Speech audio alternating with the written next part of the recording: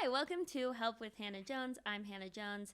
Thank you, Patreon patrons, for making this podcast possible, and thanks to IDK Studios for letting us record here. This is a podcast where I answer your questions, Dear Abby style, and I have a guest in the studio today to help me do that. She's a comedian, crafter, and creative based in Denver. She runs the show Cuffed in Cabaret. Welcome, Shanel Hughes. Thanks for having me, Hannah. Yeah, thanks for being here. How have you been? What's been up in your life? I've been good. June, as a queer human, June was wild. I was tired, so I'm happy to see July. Were you doing hardcore like pride parties, like the whole schedule? It's just like there's not many Black queer comedians in Denver, so they just had you working. They were working, and I was like, "Isn't Juneteenth this month? Ain't I supposed to be off?" They're like, "Yeah, we need you for our Juneteenth show." Yeah. I was like, just bring the Juneteenies, They're like, we thought about having an all-white lineup, decided against it. I'm like, but you still might have got more money that way. But either way, I was on some all-black shows. That was fun. That's dope. But I was exhausted. Like, you're like, yes, I love Pride. I love it all. And also, I'm ready for July. Yeah, absolutely. Yeah. What do you do to, like, rest and recuperate? I love taking baths. Baths are my favorite, like. Bro, me too. And everybody thinks I'm gross for it. No, that's fair. One time I told my friend, I was like, yeah, I love taking baths. And they're like, so you clean your bathtub a lot? And I was like, why would that be what you say? It's gross. I sit in gross water all the time. What are you talking about? I'm talking about relaxation and you're stressed out. Yeah. So I don't, No, I think a lot of people get turned off by the, like, human soup aspect of it. That's fair. I just don't really think about germs the way other people do. Well, I usually don't bathe in the bath. I usually just soak and then I take a shower because I live in an apartment and I'm too big for that. Oh, okay. I'm not a child. I can't, like, trying to, when you try to bathe in the bathtub and then you're like, the dirt is back on me. You might as well just get up.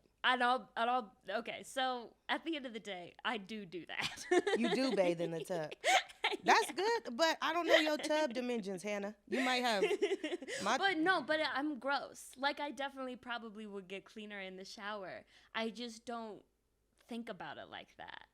I don't think it's gross. I don't, because you're cleaning yourself either way, and that is already clean. Yeah, and I do clean my bathtub a lot because I calm myself down by cleaning my apartment. That's good. It's like a very soothing activity for me. That's good. Sometimes, I don't know how, well, I smoke weed. Yeah. And I think that's like it's like an instant soothing activity. So then the other ones. I'm jealous that it can soothe you. But when I smoke weed, I freak out a lot. The last time I smoked weed, I just thought that the person I was with was mad at me for like 2 hours. It was absolutely brutal. I'm sunk in the couch like this, like like I'm mid poop basically is the posture, feeling like they're so mad at me, and they're like, no, you're being weird though. That's fair. Weed is a couple letters away from weird. Mm-hmm. So I guess now it's like I've been smoking it for so long that I don't know. It makes me feel like, whoo, takes a little edge off. Yeah. That's how it feels for me. I think all substances, you've got like a predetermined, like some brains just respond well to certain substances and not to other substances. But I can't smoke. I mean, like pretty much all weed's off limits. For a while, it was just edibles I couldn't do because I took a 5 milligram edible, and I fainted. Hannah. That's why you can bathe in your bathtub. I think our body weight mass is different. No, it was because I was in a hot spring, and the hot water will do something to you. And then I got out of the hot spring, and I was in the locker room because it was like a janky hot springs. It was not a nice place. Well, I was in the locker room, and all of a sudden I was like, wait, I don't really, and I was with a group of 3 of my girlfriends. I was like, I don't really feel so well. And then when I woke up, it was all 3 of them cradling me. Like, have you seen Midsummer? No, I'm not watching that. Okay. Well, there's a scene where they're all like cradling all the women are like cradling the crying girl. And that's what happened when I woke up. 5 milligrams. But yeah, the hot springs that's risky business. Yeah. All you can do is drink water to go to. I mean, it's just so dehydrating, but good. That's true. But I probably didn't drink water all day. Mm. Now that I'm thinking about it. You was living that hot girl life. I like that. Literally. No, I always forget to drink water. Ever since I was a kid, it's like a problem. Yeah, that's fair. I didn't grow up drinking. Yeah, look at us. Hey, this is our reminder to have a water break. Do you think seltzer hydrates you? I've heard it both ways. I don't know, because it tastes like pop a little bit. It's a little bubbly. Yeah, and it I feels can't wrong. drink it like I need to be drinking it. You know when you drink water and you're like, yeah, just smooth. It's like, is this going into me smooth? Yeah. Does that make sense? It doesn't. No, but it does make sense to me. right? It's like I categorize beverages. There's treats and non-treats. And if it's a treat, it can't be hydrating you as well. So seltzer water is a treat for you. Mm-hmm. That's fair. What else are your treat drinks? Coffee, lemonade, beer. But you don't think lemonade is hydrating? No.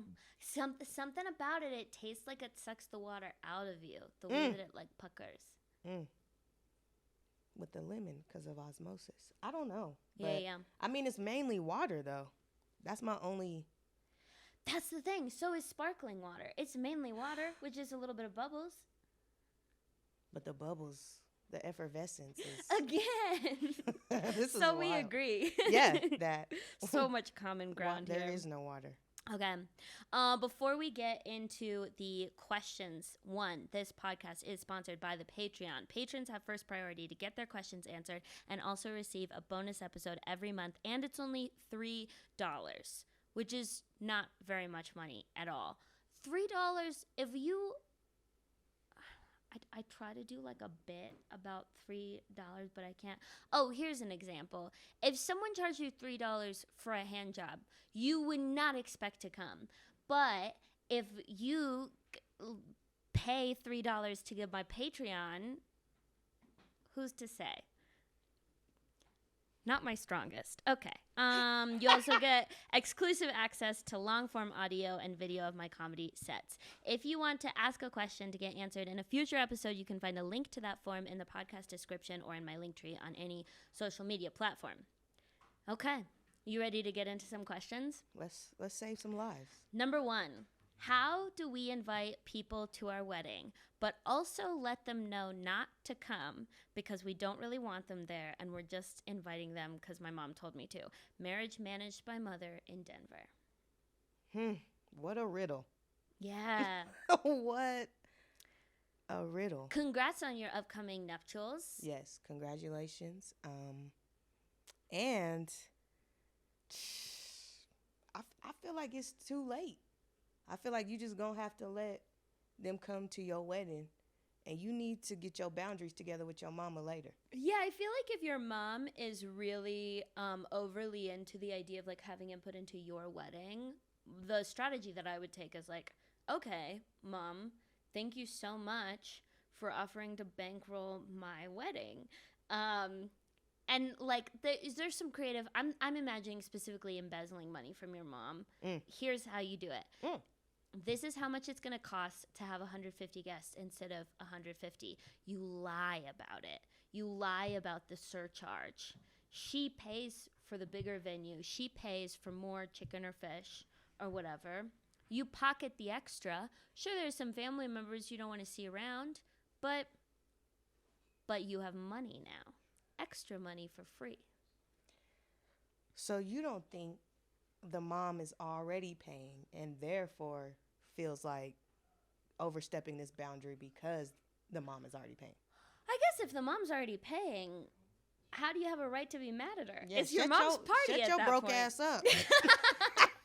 I do kind of secretly think that like if your parents are paying, it's your parents' party. Like whoever's paying definitely has ownership over the party, right? Well, usually in the wedding, right, the bride's family pays for you to take their daughter off their hands. That's crazy.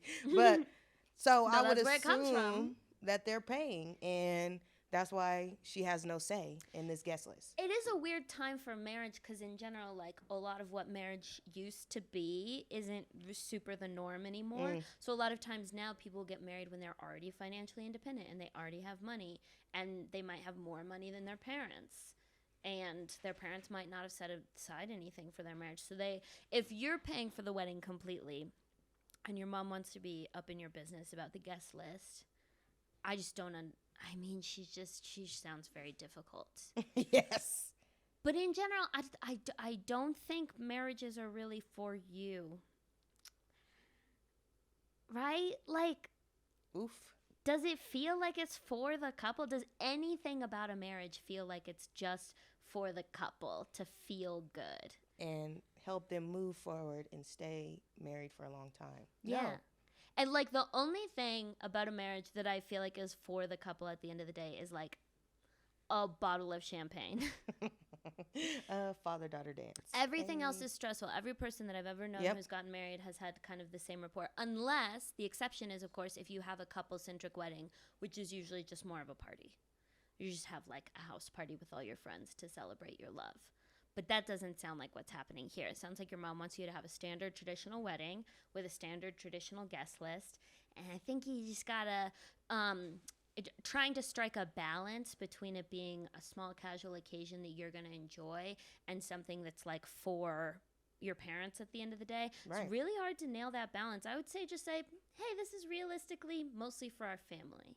Yeah. And if you want to have a separate event that you pay for that feels a little bit more like exactly what you wanted, you could always do that. Get another wear out of the dress, right?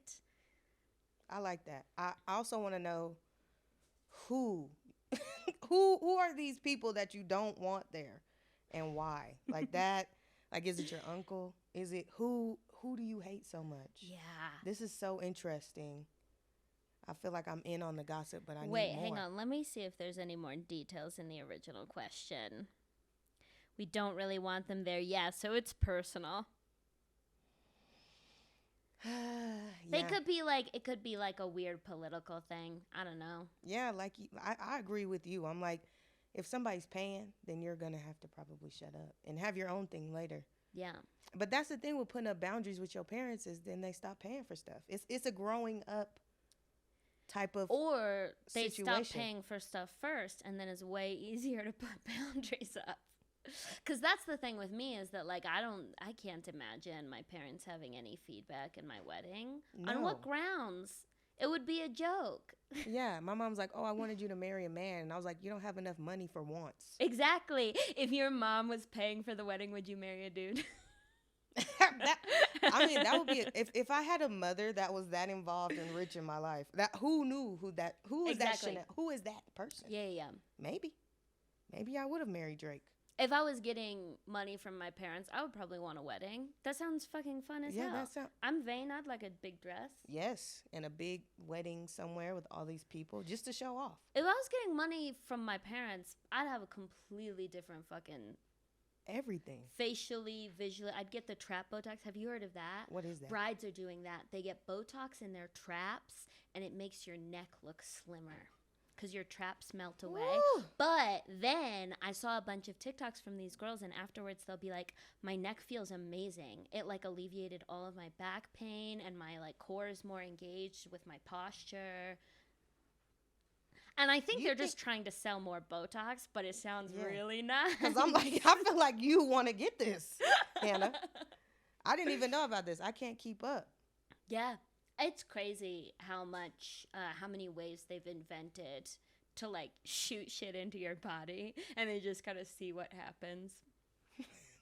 I don't know. I feel like it's with queer culture, especially with weddings, it's not any of these shenanigans. In fact, we probably try to get fat for our wedding, you know? Because it's already like, for most queer people, it's like we're already not going to be like pleasing our parents and giving them exactly what they would have wanted for this moment. So why are we fucking around and trying to pretend? With this traditional, in a dress, in the church, all this hubbubaloo, and you stressed out. And weddings are already stressful. That's what was your wedding like? We just went to the courthouse. Word, yeah, easy. Yeah.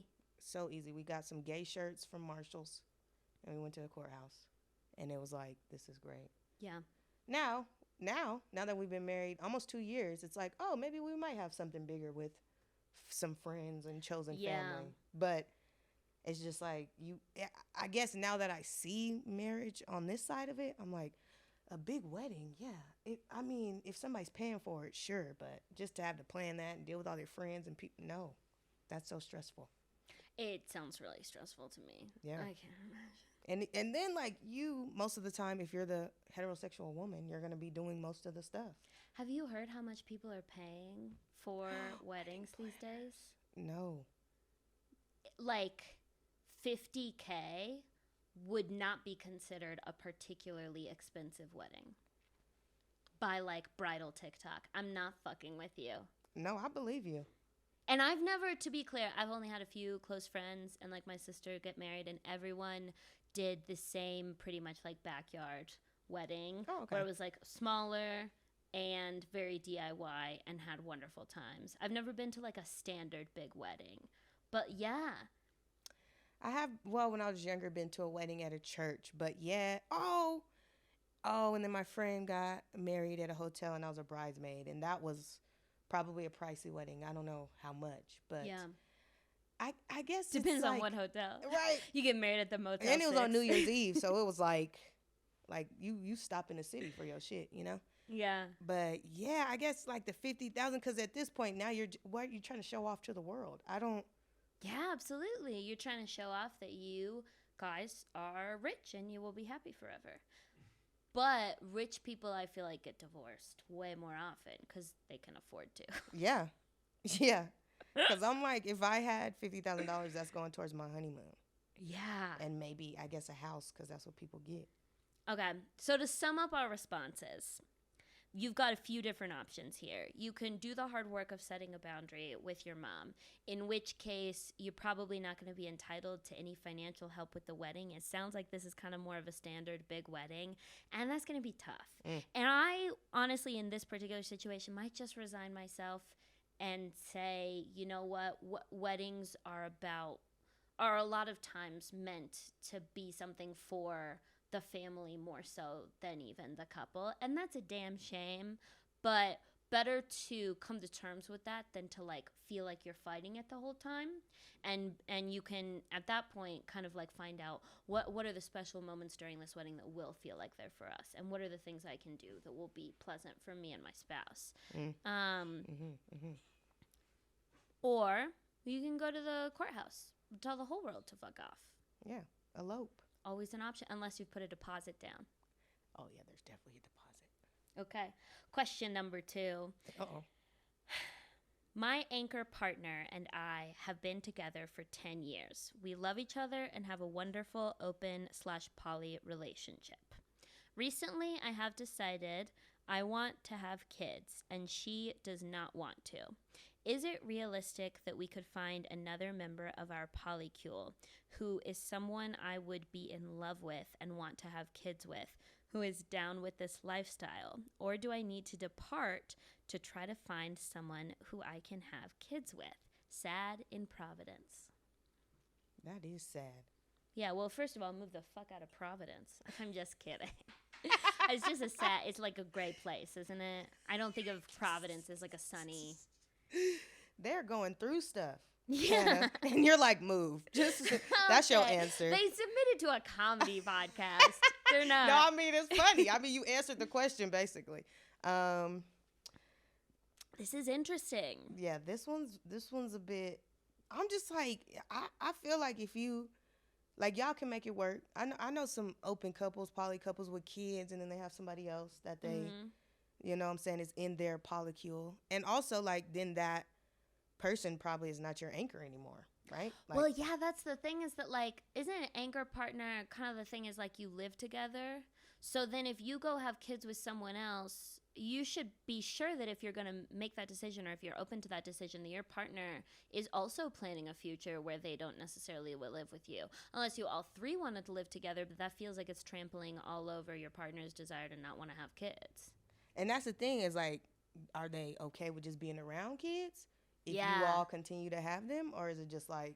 But that would be... If you live in a house with kids, how do you set up boundaries? Like, oh, well, I'm not gonna... The kid's, like, hungry, and you're like, oh, ask one of the other members of the polycule who agreed to have kids. Like, it just gets complicated. Like, realistically, if you want kids and she doesn't, and you go out and have those kids, you guys shouldn't be living together anymore, I think. Yeah. Because she's 'Cause I going to don't end even up think. parenting. Yeah, I don't even think it's possible. Like you're gonna have to live with whoever you decided to have kids with, and maybe then she would become a third if she wants to still come over and Yeah. like be in y'all's polycule, and maybe then she wouldn't live with y'all, so she wouldn't really have kid. But wouldn't that feel a little like so you have this 10-year relationship with your anchor partner and you live together and some person comes into your life basically for the sole reason of like having kids and then doesn't even live with y'all. Like wouldn't that person feel like No, like a breeding cat or something? no, Like, I mean the anchor partner would become the one that doesn't live with them. oh yeah. And I think that like if that was the direction that you were kind of planning for in the future, that you should make sure the anchor partner knows that. And that's a tough conversation to have. Yeah, yeah, but it's also like y'all just came to the conclusion that y'all didn't know y'all wanted to have kids after 10 years together. So it's like Yeah. y'all been playing anyway. Y'all, So, y'all have a yeah, lot of tough exactly. conversations to have, I In think. 10 years, you never talked about kids, or did one person change their mind? Because I believe that the person who changed their mind doesn't always get to have. If that person's important to you, the person who changed their mind, I think, should be more ready to compromise than the person who's been like steadfast from the beginning. Mm. You know? But I think it's scary Mm-hmm. to make major life decisions on the premise of wanting kids, because I see so many people do that and then find out later in life that they are not. I mean, you're not entitled to kids. A lot of people can easily have a kid, but a lot of people can't. And I think that if you like craft an entire life around the potential that you really want kids, and then that becomes a really hard thing, like you have fertility issues, or your child might not be like the most common parent-child relationship that you expected, like a lot of people just kind of like sign up for like having a like regular garden variety kid, and then they get a kid who's super fucking different than that. Oh, yeah. Or they can't have a kid at all, Yep. or they have a fuck ton of miscarriages, and like the more of your life that was specifically designed around like you feeling like you made all these choices to have a kid, the more that's going to be heartbreaking if it's not in the cards for you. It's true.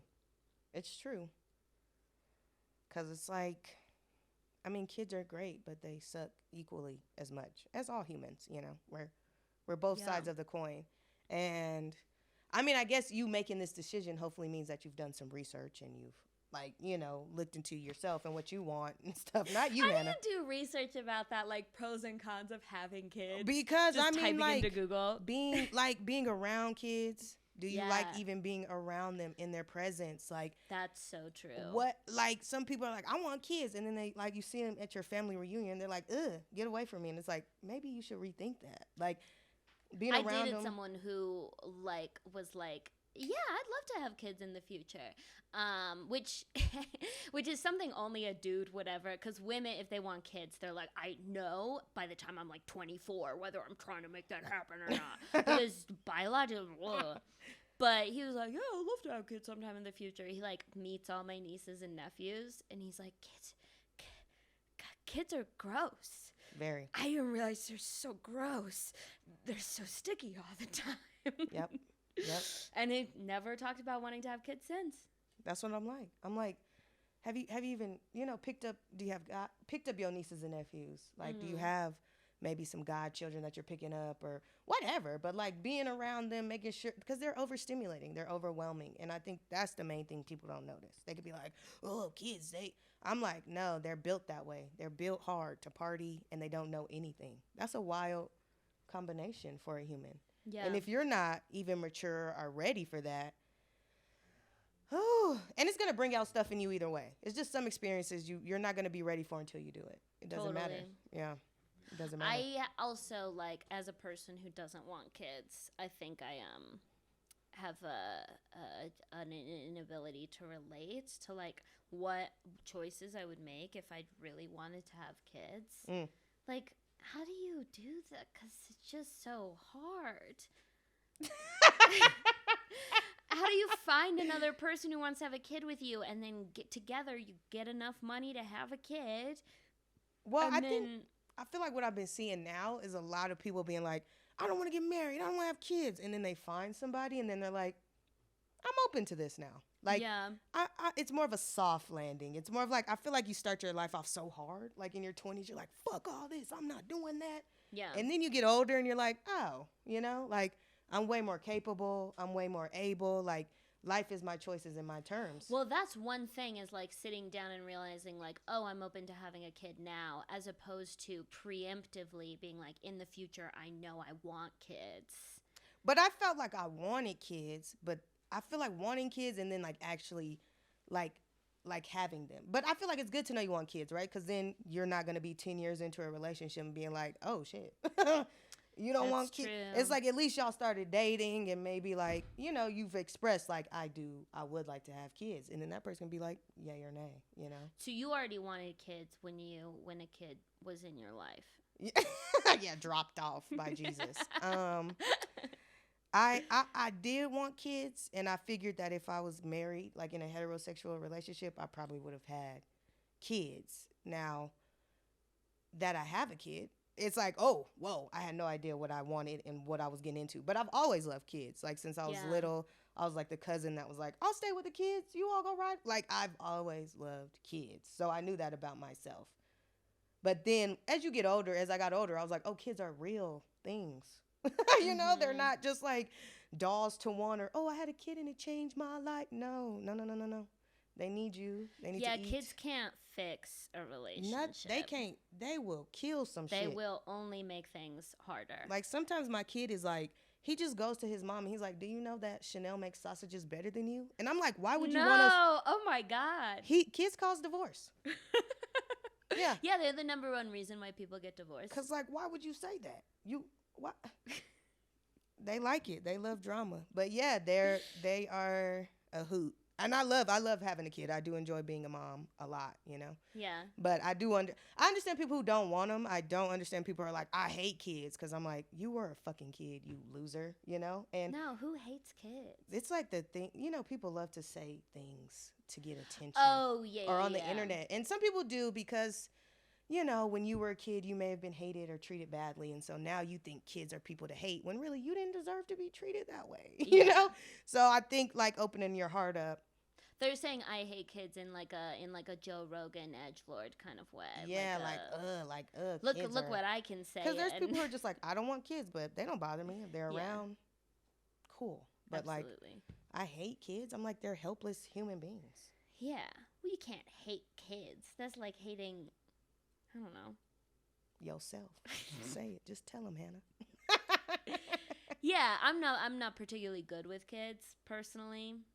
That's I fair. once dated this dude, and I wasn't dating. We weren't together. He had a girlfriend. Mistake alert. Well, but I was like very insecure, and I was like very much like, I was like, why won't you pick me? It's like the answer, because he had a girlfriend, and you're crazy. Yo. But I was like, why don't you pick me? And you say that you love me, and we were in Target. One of the things that he said, he's like, you're bad with kids. And I was like, I'm not bad with kids. I have so many nieces and nephews. Me? Bad with kids? I was homeschooled. I'm Duggar level good with kids. We're in Target once. This little kid, we're like in the game aisle, gonna get a board game, an adult regular board game. We're not like on the hunt for kids or anything. This little kid walks up and starts asking me questions about Spider-Man, and I was like, no, I don't know anything about Spider-Man. Why are you talking to me? Don't you have parents? Don't you have parents? I didn't say that, but that was the vibes that I was giving off, and he's like, that's so weird and embarrassing that's how you respond to kids. And it hurt my feelings so bad. And then I got like really insecure about how I am with kids. But are you feeling any better or no? You're still... I think it's like being good with kids is a combination of different things. There's being kind to kids, and I think I am kind to kids, and I take an interest in my nieces and nephews' lives, and I try to be as present as I can, even though we live pretty far away from each other. And then there's like having charisma and like being into kid stuff naturally. Like my brother is really good at soccer and he can like play soccer with the kids. And like I'm not into any kid shit. And kids haven't listened to any comedy specials.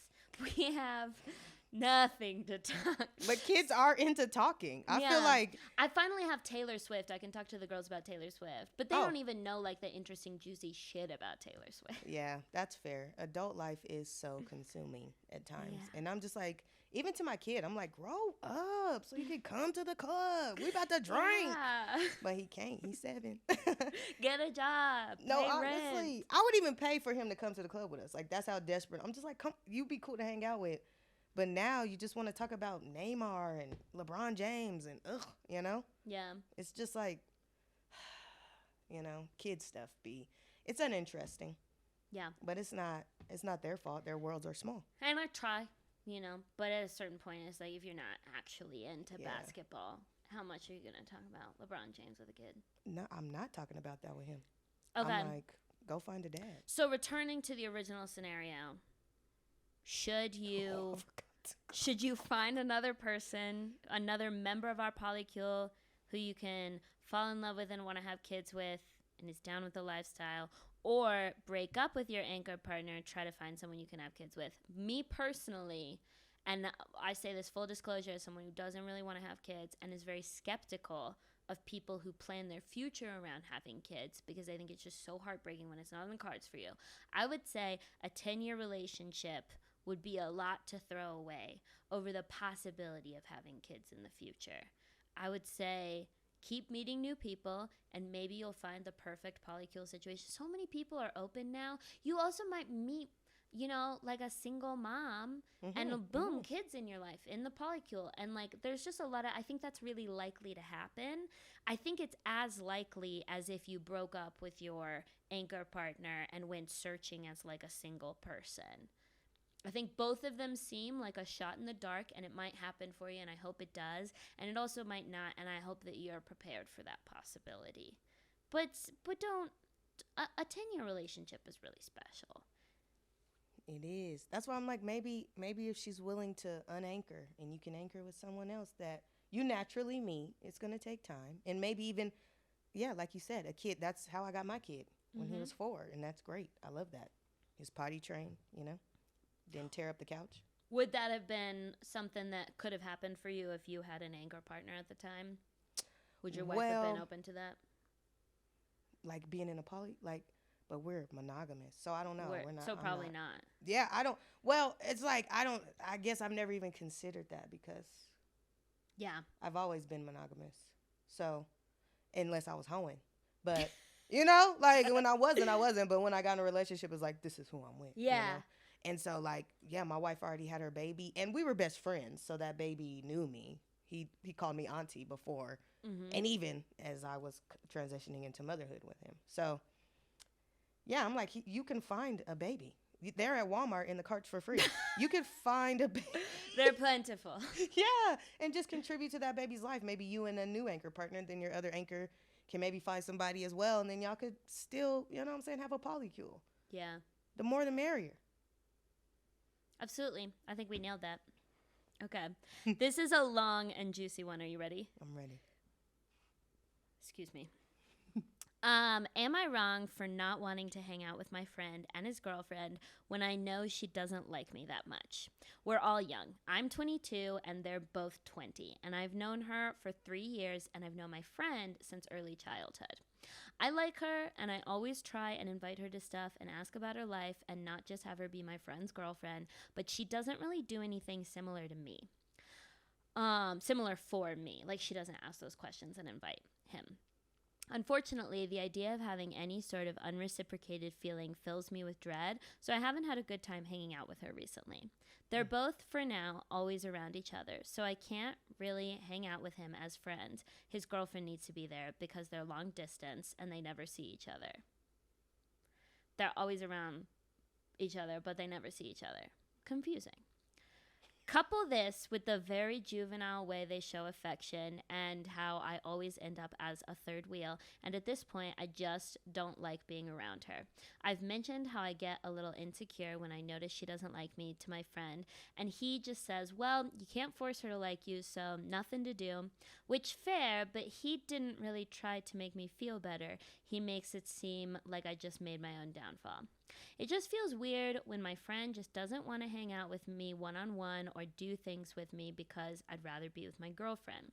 IDK, maybe I'm just bitter. I haven't been in any relationship my whole life, so I don't know what that's like. I've had people describe their relationship where they see each other like 4 or 5 times a week and how they FaceTime for like an hour every day, and it sounds miserable. So maybe I just can't understand any long-term relationship to a certain degree, and that's why I'm a hater when we all spend time. Let me know if I even make sense. Thank you. Blink 184. That's fair. I think it's hard anytime your friend gets in a relationship. Yeah. You couldn't pay me to be 20 again. Okay. Not at all. Not 1 cent of a dollar. Not $1 million. Age sucks. And the relationships from that age suck so bad. Everyone's Because so it's annoying. So annoying and stinky. Mm-hmm. And it's still the like obsessed with each other type of teenage relationships. You know what I'm saying? Yeah. Like up on each other and in each other's booty holes. And you're like, give each other space. Yeah. But I also feel like, I don't know. I guess it's hard sometimes because friendships are really, like, relationships have the sexual component and the intimacy, but friendships really do have deep intimacy. Yeah. And especially when you're 20, it's more likely that you're in the beginning of stages of a lifelong friendship than that you're in the beginning of stages of a lifelong romantic partnership. Exactly. And I know the third friend is feeling left out. And I also feel like sometimes in these situations, if you wait it out, if you've been here this long, yeah, like wait it out and see how long they last, and not in a mean way. No, for real. In a realistic way. And also, I'm like, your friend, not that they have to choose, but they're gonna have to schedule better. You know, I know that like at 22, pussy's important. No, your friend is on track to lose all his friends, for sure. That's true. That's why I'm like, if you step back and then he's like, oh, it's like sometimes you have to get your power back that way too. Yeah, here's what I think. So they were long distance, and she, I'm guessing, just got back to town for, I'm going to guess, the summer. Is that it? That they makes were away sense. at college. She just got back for the summer. 3 months. Here's what you're going to do. You're going to hang out once a month. You're going to blow him off with mysterious excuses the other times. But you're going to do your duty, and you're going to treat it like a work hangout. Like, I have to accomplish the goal of maintaining this friendship. And then there's a deadline to this problem, right? They're going to be long distance again at some point. And if it ever becomes a situation where she's back for the foreseeable future and the same issue has arisen, she's not fun to be around, she's rude to you, and he can't hang out without her, then what you're going to do is you're going to say, hey, man, I just really don't like hanging out with your girlfriend. And you won't be his only friend who says this, unless you're his only friend, in which case you're in an even better position from a negotiation standpoint to say, hard no, I don't like hanging out with her. Once in a while, I will do it, but it does not feel fun to me. It feels like I am working at my job of being nice to her, and she's not giving me the same respect. I love you. I support all of your choices, but if you want to hang out with me, let me know, and we'll plan a one-on-one hangout for 2 people where 2 people will be present. But there's no reason to set that harsh boundary and open up that hard conversation if there's a deadline to it. It's just 3 months. Yeah. Just let him be a stupid idiot for 3 months, because we're all going to be a stupid idiot for 3 months at some point in our lives. You'll be a stupid idiot for 3 months at some point, okay? Once you find whoever you might date. Absolutely. It's just a part of the 20s. Yeah. It's like, I used to date dudes and then completely like ignore my friends, because what you realize is that this person, even your friend is going to realize that this person is unrealistic. If this person, I know that they're in that young love, but if they take up all your time like this, it's more than likely they're not even enjoying it either. You know, it's like they probably want an out and to go hang out with somebody else too, because literally the obsession is annoying. You're just like arguing and fucking at this point. What else? What else can you be doing together this whole time? Yeah. So it's like I just feel like, yeah, give it that time, and also like go get some more friends. You're gonna need to expand your circle, period, because you're kind of obsessed with this. Yeah. Like it's making you think you're crazy. She sounds weird. Like either she doesn't have any friends, which is quite possible. It's hard to make a lot of friends. So you're not weird if you don't have enough friends and you don't feel fully socially fulfilled. But that's got to be the problem here, that she doesn't have like her own friends. It's no wonder why when you hear about how rude she is. Well, she probably abandons all her friends for him as well. They probably do the same thing. And then they probably guilt trip each other about it. And you're 22, you're a little bit older, you know, which matters. And I think that you see it for what it is, and you're going to have to, I think, expand your circle, but in a healthy way. Like, go, because you like, am I a hater? Nah, you don't, that's too deep into it. Just go, like Hannah said. Just go do other shit. Hit me up if you want to hang. Other than that, I'm doing my other shit. And I know that's hard. And if it's that's too so hard frequent with the girl, then just blow him off a few times until she's not there anymore. Here's one question that I have, because I always, especially when men read into the podcast, I always try to think about this like, what if this is his side of the story and he's a bit of a douchebag? So a small part of me is like, what if you're like a terrible influence on this friend and she like hates you, and she's like, I don't want him fucking hanging out with you. Like, what if this 22-year-old dude, the like slightly older friend from childhood too, is like a frat guy who always wants to like drink and do coke and be around bitches, and he like is trying to like pressure his friend to cheat or whatever, and his friend tells these stories to his girlfriend. He's like, I'm not gonna cheat, and she's like, well, I don't really want you hanging out with him like alone. Like I can go with you, but it just doesn't make me feel good that you guys would go out all night alone. And this guy is like, yeah, I don't really like hanging out with him. He pressures me to like drink and do drugs, and then like. Or what if the boyfriend is lying? Because he's the main common denominator. So honestly, I'm like, if your partner don't like me as your friend, what are you telling her? Like, because he could have been like, oh, I was with him when I was doing this and he's cheating. Or I was with him, and so she doesn't like. Wait, a lot of dudes I do think do that. Will like blame anything that's bad in there. They'll try to blame it on like another dude. Like, yeah, he's a super bad person. I'm totally unlike him, even though we've been friends for 10 years. We have nothing in common. Yeah, he's like, he cheats, and it's really him. Yeah. And it's like, so this friend. That's why I'm like, the friend's like, well, nothing you can do. And it's like, oh, boyfriend, maybe you have a little bit of a. If y'all are hanging out and it's like standard hangs or whatever, and you're like going, I don't know, to coffee shops and shopping, then I think my previous advice stands. If y'all hang out in exclusively a party scenario, I think there might be something deeper at play and a reason why she doesn't like you. Yeah. Because I'm like, maybe the boyfriend's the liar. And he might not want the girlfriend around the friend because he's lying. What if the boyfriend's cheating and he like saved the contact of the girl as like the friend's name? So she thinks the friend is like texting him titties all day long, and she's like, this guy seems awful. And then she sees him in person, she's like kind of rude to him, and he's like, I don't know why he sends me titties all day long. He's a weird dude. I think he's secretly in gay love with me. That's something a boyfriend would lie about. Yeah, because that's what I'm like. I'm like, it seems like you all are pretty close, and why doesn't she like your friend? Yeah. What is the reason? You're like, oh, don't worry about it. I'm like, no, there's a reason. And it's probably something you said. And that's why you don't want your friend to worry about it. First step of advice, look pretty far inward. I wonder if we're getting all the sides of the story. Genuinely ask yourself if this girl has a reason to dislike you and think that it's somehow righteous of her to be rude to you. Yeah. If it's simply the two of them being annoying and there's an end date in sight, just blow them off for a while and hope that things get better next summer and when they're a little bit older.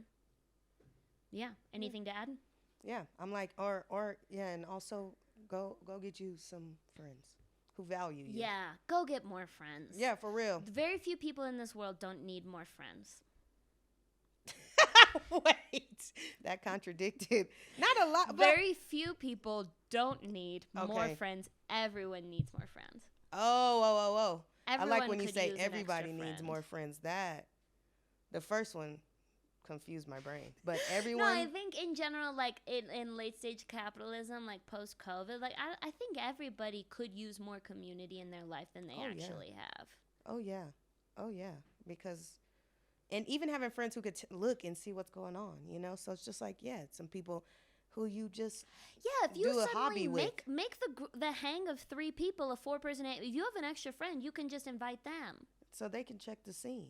Yeah, and I see your insecurity about like maybe it's just because I've never had a relationship that I'm like insecure and I'm just being a fighty. And I feel bad because I've felt like that before. When I was in high school, I had this close friend. My best friend always had a boyfriend and always wanted me there to hang out with him. And I was always like, nah, this guy sucks. And to be fair, it's because they all really did suck. Yeah.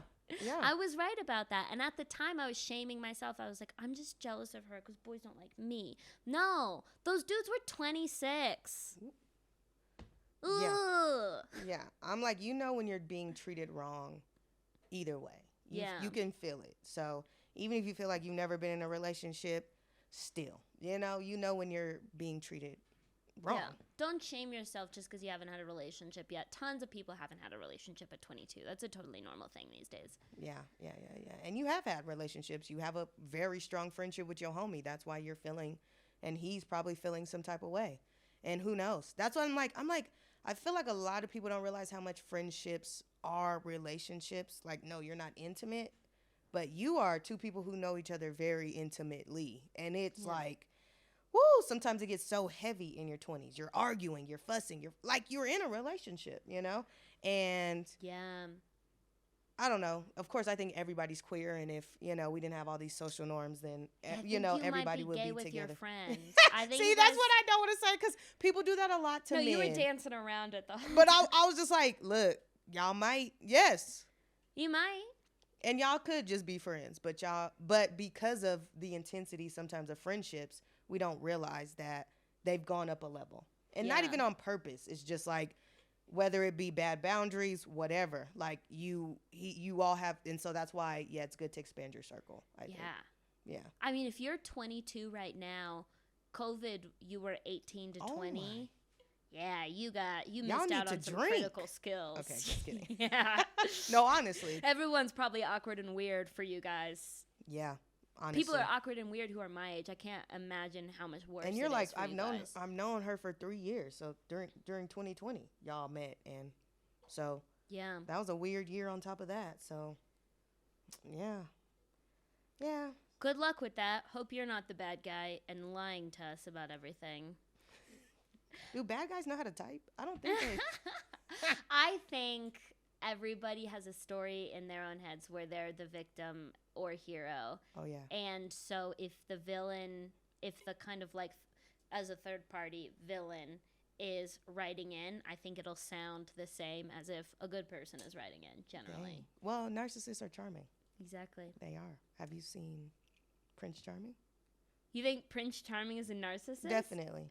Sorry, why? The one on Shrek is definitely a narcissist. Oh yeah, I was thinking of like And Cinderella's Shrek is real Prince life. Charming. Oh, well, yeah. I'm like, Yeah, Shrek's Prince Charming, absolutely. we didn't He's a get to know much narcissist. about Cinderella's Prince Charming. Just that, like, he held an entire ball Yeah. where he told all these bitches to come, and he knew he was only gonna pick one. That's kind of Wait, that's so narcissism. that's The Bachelor. Yeah, that's right. We gotta wrap up. Thank you so much for that. This has been an incredible episode. Shanel, tell everyone what you have coming up, what you're working on, what you would like them to find you on.